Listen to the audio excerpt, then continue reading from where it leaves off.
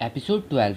Episode की starting में हमें जाओबा दिखाया जाता है जो बताता है कि क्लैन के लीडर ड्रैगन टाइगर माउंटेन को प्रोटेक्ट करने की कोशिश कर रहे थे और इसी वॉर के दौरान चिंडी की मौत हो जाती है और लेडी चिंगी जाओलिंग को लेकर वहां से चली जाती हैं और वो मन में कहता है आखिर उस रात असल में हुआ क्या था।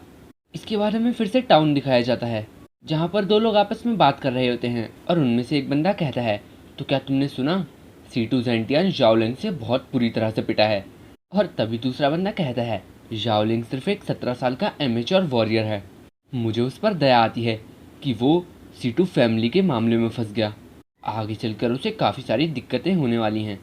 तभी पीछे से एक और बंदा कहता है ऐसा नहीं होने वाला, मिस्ट्री माउंटेन के 8 लॉर्ड उसकी रक्षा कर रहे हैं। और तभी वो पहले वाला बंदा कहता है वू फैमिली, ल्यू फैमिली और Situ family alchemy king city की सबसे ज़्यादा पावरफुल क्लैंस हैं। क्या 8 लॉर्ड उन तीनों के रिलेशन को ख़राब करने की सोच रहे हैं। तभी उन्हें कुछ आवाज़ आती है और हमें दिखाया जाता है कि 8 लॉर्ड एक घोड़े पर सवार अपनी आर्मी के साथ आ रहे होते हैं।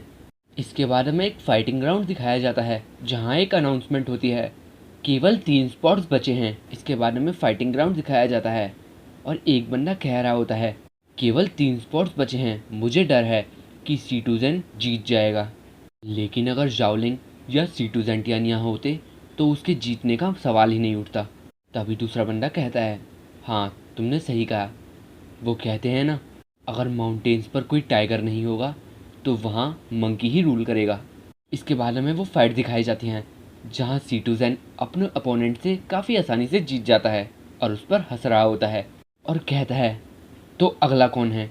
और तभी एंट्री होती है जाओलिंग की और वो कहता है बेशक ये मैं ही होने वाला हूँ।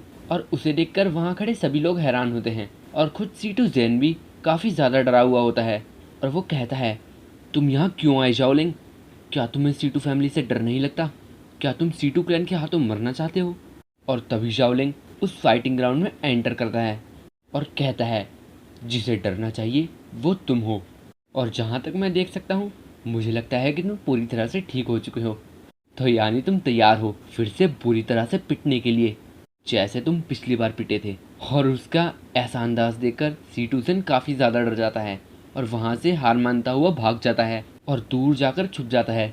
और तभी वहाँ सीटू जेंटियान आता है जो जाओलिंग से कहता है जाओलिंग सीटू क्लैन इस सब को भूलना चाहेगा, अब से हमारा तुम्हारे साथ कोई भी गिला शिकवा नहीं है और मैं यहाँ सिर्फ इस एकेडमी लीग में पार्टिसिपेट करने आया हूँ, तो अपनी नाक इस सब से दूर रखना।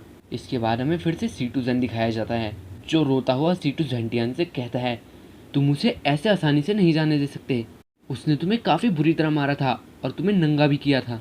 और ये सुनने के बाद सीटू जेंटियान अपने भाई सीटू जैन को ही हवा में फेंक देता है और कहता है हमारी फैमिली ये पहले ही डिसाइड कर चुकी है, तो तुम अपना मुंह बंद रखो। और इसी के साथ ये एपिसोड एंड हो जाता है।